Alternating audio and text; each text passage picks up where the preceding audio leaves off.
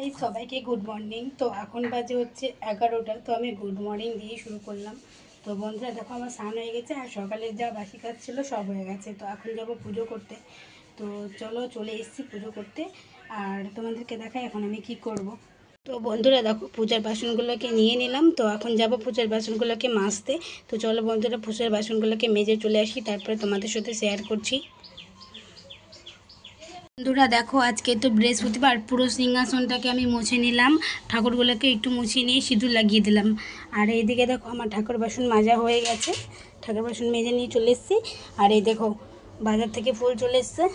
এই দেখো এটা আমাদের বাড়ির গাছের ফুল, এই ফুলটা খুব ভালো লাগে আমার। এটা আমাদের গাছের ফুল। আর বাজার থেকে চলে এসেছে এই যে পান, কলা, একটা ঘটে দেওয়ার জন্য, আর একটা হচ্ছে ঠাকুরকে দেওয়ার জন্য বেলপাতা, ডোবা, জবা ফুল, সাদা ফুল সব নিয়ে চলে আসা হয়েছে। তো চলো বন্ধুরা আমি পুজোটা করে নিই, তারপরে তোমাদের সাথে আবার আসছি। তো বন্ধুরা দেখো আমার ঘর সাজানো হয়ে গেছে। তো ঘরটাকে বসিয়ে দিব মায়ের পায়ের কাছে। তো এবার আমি হচ্ছে ঘরটাকে বসিয়ে দিই, তোমরা দেখতে থাকো। দেখো বন্ধুরা আমি ঘর বসিয়ে দিয়েছি। দেখো এখন ঠাকুরকে খেতে দেব, চলো তোমাদের সাথে সেটাও শেয়ার করব আমি। বন্ধুরা দেখো আমার পুজো করা কমপ্লিট, ঠাকুরকে খেতে দেওয়া হয়েছে, ধূপ ধুনা সব দেখানো হয়ে গেছে। চলো এখন রান্নার দিকে যাব, রান্নাটা কী কী করবো তোমাদের সাথে শেয়ার করব এখন। চলো বন্ধুরা। তো দেখো বন্ধুরা আজকে ছোট মাছ নিয়ে আসা হয়েছে। তো মাছ এখানে ভাজা হচ্ছে দেখো। তো চলো ভাজা হোক। আর আমি এদিকে ডাল বসিয়ে দিচ্ছি, মুসুরির ডাল।